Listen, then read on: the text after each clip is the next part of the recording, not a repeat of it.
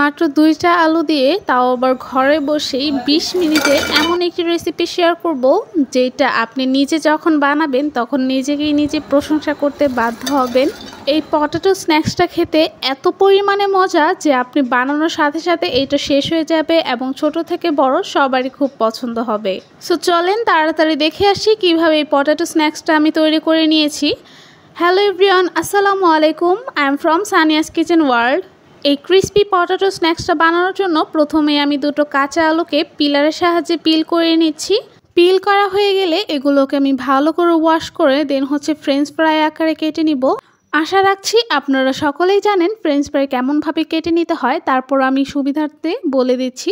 প্রথমে আমি একটি আলুর দুই সাইড থেকে যে কোণা থাকে সেই কোণাগুলোকে আমি কেটে দিচ্ছি এবং তার মাঝখান থেকে 3টে আর 4টে করে স্লাইস করে নিচ্ছি।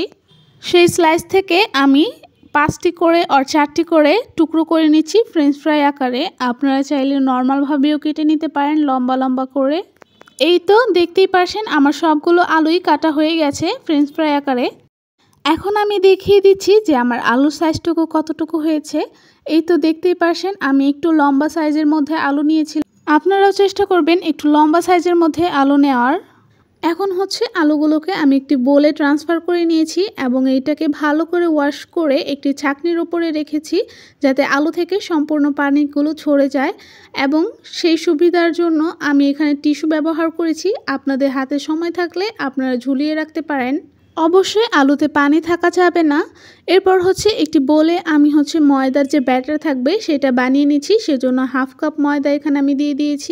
এই টেস্টটাকে দ্বিগুণ করার জন্য এখানে আমি 1 চা চামচ ম্যাগি মশলা, 1/4 টিস্পুন মরিচের গুঁড়া, সামান্য পরিমাণে গোলমরিচের গুঁড়া দিয়ে দিয়েছি। আপনারা আপনাদের পছন্দ মতো মরিচটাকে বাড়িয়ে কমিয়ে নিতে পারেন।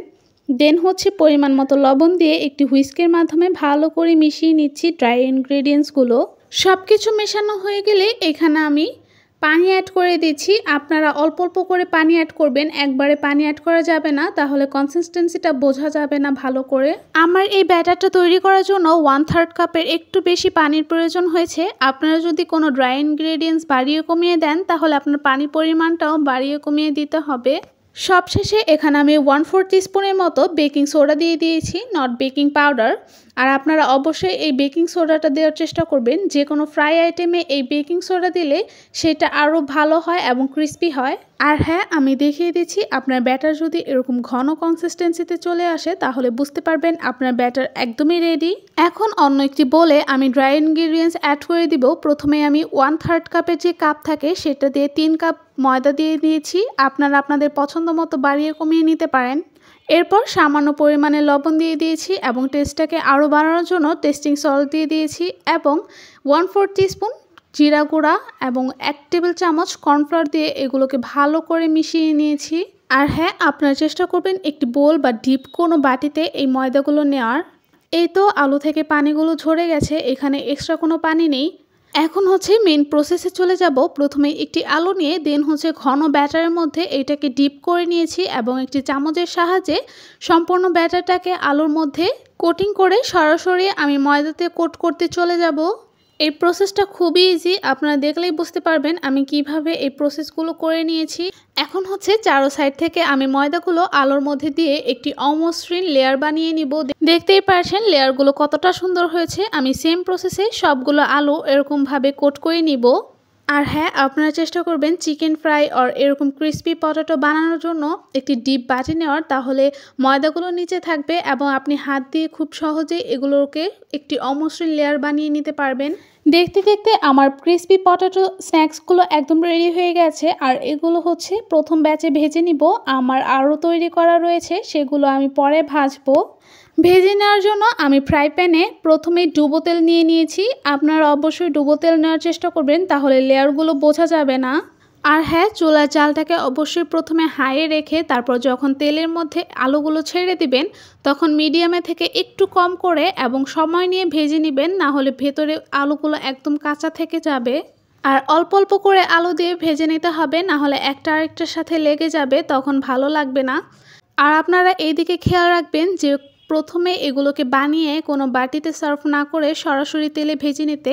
আমি যেহেতু ভিডিও করি সেই জন্য আমার বাটিতে সার্ভ করে দেখাতে হয়। আপনারা একদম ইনস্ট্যান্ট চুলার পাশে দাঁড়িয়ে এগুলোকে ভেজে নেবেন ইনস্ট্যান্ট বানিয়ে, তাহলে এরকম লেয়ার হবে খুব সুন্দর।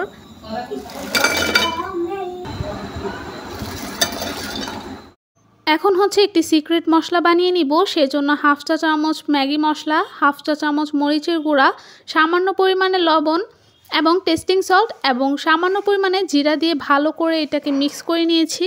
এখন হচ্ছে ক্রিস্পি পটেটো স্ন্যাক্সগুলোর উপর এই মশলাটা আমি ঢেলে দিব এবং ভালো করে হাত দিয়ে এটাকে মিক্স করে দিব যাতে সবগুলোর গায়ে সুন্দরভাবে লেগে থাকে। এই তো ফাইনালি রেডি হয়ে গেল আমার ক্রিস্পি পটেটো স্ন্যাক্স। এইটা খেতে ভীষণ মজা, আপনারা একবার হলেও বাসায় ট্রাই করবেন আমি রিকোয়েস্ট করছি। এখন হচ্ছে আমি আপনাদেরকে কিছু কিছু আলু ভেঙে দেখাবো যে ভেতরটা কতটা সফট হয়েছে। এইটা ভেতরটা যেমন সফট হয় আর বাহিরে তেমন ক্রিস্পি হয়, খেতে দুর্দান্ত লাগে। আপনারা বাসায় একবার হলেও ট্রাই করবেন। আর হ্যাঁ, অবশ্যই আমার চ্যানেলটি সাবস্ক্রাইব করতে হবে এরকম মজাদার এবং সহজ নাস্তার রেসিপির জন্য। আপনারা কে কে এই রেসিপিটি ট্রাই করেছেন এবং কে কোথায় থেকে দেখছেন অবশ্যই আমাকে জানাবেন। আজকের জন্য এই পর্যন্তই। আল্লাহ হাফেজ।